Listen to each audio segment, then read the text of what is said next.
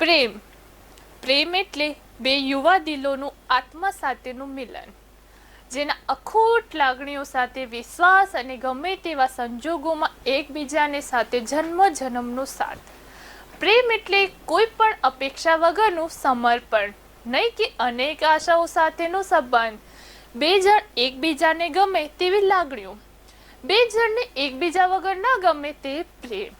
પ્રેમ એટલે એકબીજાથી એકબીજાને વધુ સુખ આપીને હરીફાઈ. પ્રથમ પ્રેમ થવાની સાથે જ આખી દુનિયા ખૂબ જ સારી અને સુંદર લાગવા માંડે છે. પ્રેમ આપણું જીવનનું વિચારવાનું બદલી નાખે છે. પ્રેમમાં કંઈ પ્રાપ્ત કરવા કરતાં ત્યાગ દેવાનું મન વધારે થાય છે. કોઈની પાછળ જીવ આપી દેવો તે પ્રેમ નથી. કોઈના વિના તમે જીવી બતાવો છો તે પ્રેમ છે. આકર્ષણથી શરૂ થયેલો પ્રેમ સંબંધ ક્યારે જલ્દી તૂટી જાય છે તેની ખબર રહેતી નથી, પણ સમજદારી સાથેનો પ્રેમ આખી જિંદગી તમારી સાથે જ રહે છે. તેથી યોગ્ય જીવન સાથીની પસંદગી એ ખૂબ જ અનિવાર્ય છે. પ્રેમ એકમાત્ર પ્રેમી અને પ્રેમિકાનો સંબંધ નથી. પતિ પત્ની પણ એકબીજાને પ્રેમ કરે છે, પૂર્વક પ્રેમ કરે છે. તેઓ એકબીજા સાથે પૂરી જિંદગી એકબીજાનો સાથ આપીને ચાલતા હોય છે. આપણી આસપાસ અનેક લોકો છે, પરંતુ શું દરેક પ્રત્યે આપણને લાગણીઓ અનુભવાય છે? કોઈ એક માટે જ આવી અનુભૂતિ થાય છે. આવું થવાની પાછળ પ્રેમનું ફોર્મ્યુલા કામ કરે છે. તો આજે તમને હું જણાવીશ કે કઈ રીતે વ્યક્તિ એકબીજા પ્રત્યે કેવી રીતે આકર્ષિત થાય છે. કોઈને જોઈને અચાનક ધબકારા વધી જાય છે, ક્યારેક કોઈને જોતાની સાથે સ્માઇલ ફેસ ઉપર આવી જાય છે.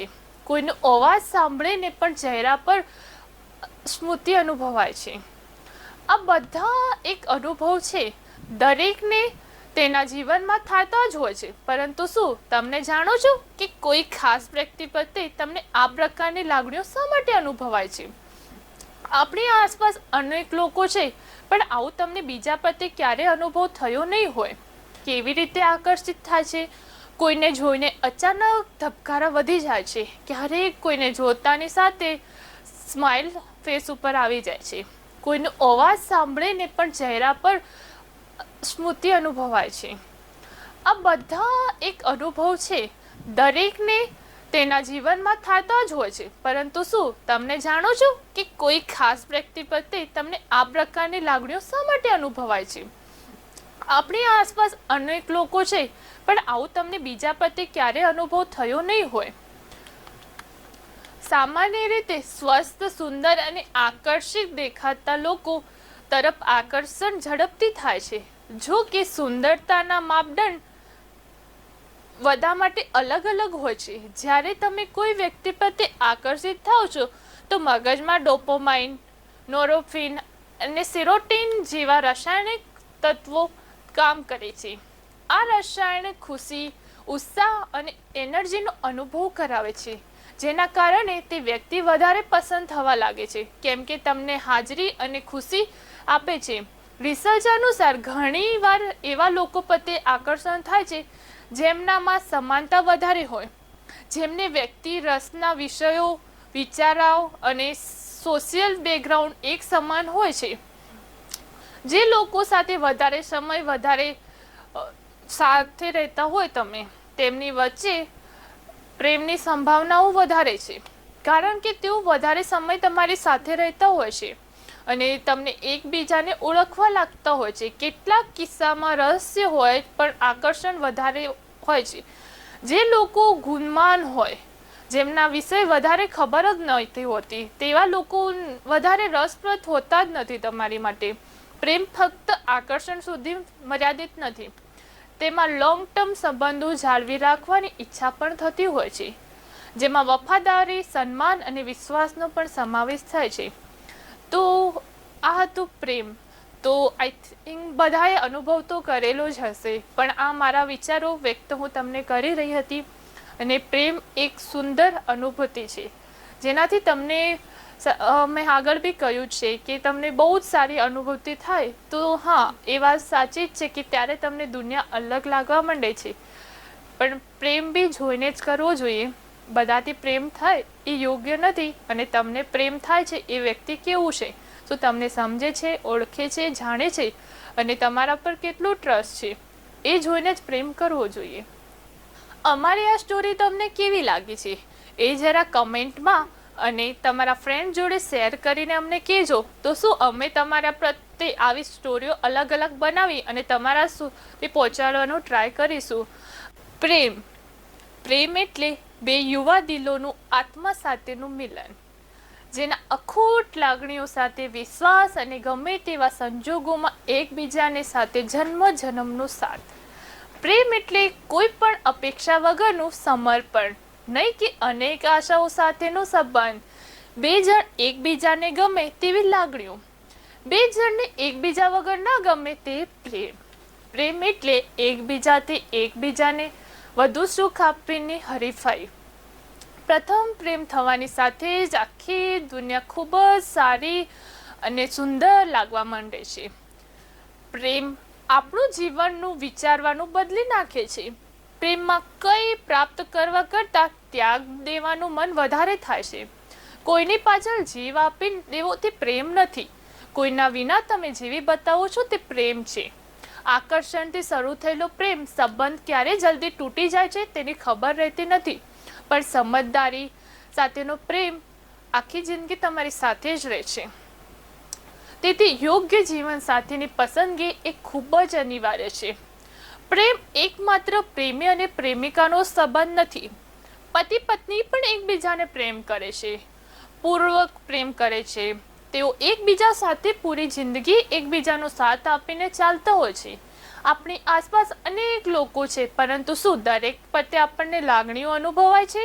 કોઈ એક માટે જ આવી અનુભૂતિ થાય છે. આવું થવાની પાછળ પ્રેમનું ફોર્મ્યુલા કામ કરે છે. તો આજે તમને હું જણાવીશ કે કઈ રીતે વ્યક્તિ એકબીજા પ્રત્યે કેવી રીતે આકર્ષિત થાય છે.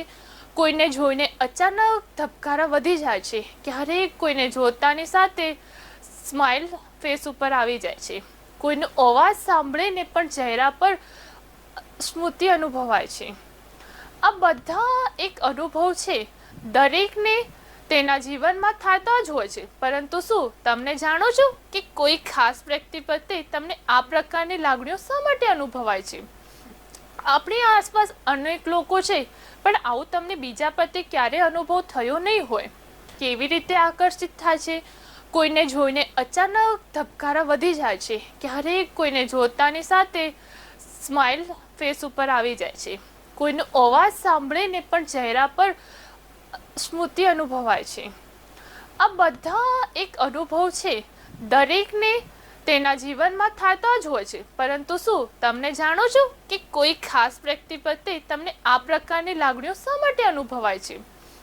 આપણી આસપાસ અનેક લોકો છે, પણ આવું તમને બીજા પ્રત્યે ક્યારે અનુભવ થયો નહીં હોય. સામાન્ય રીતે સ્વસ્થ, સુંદર અને આકર્ષિત દેખાતા લોકો તરફ આકર્ષણ ઝડપથી થાય છે.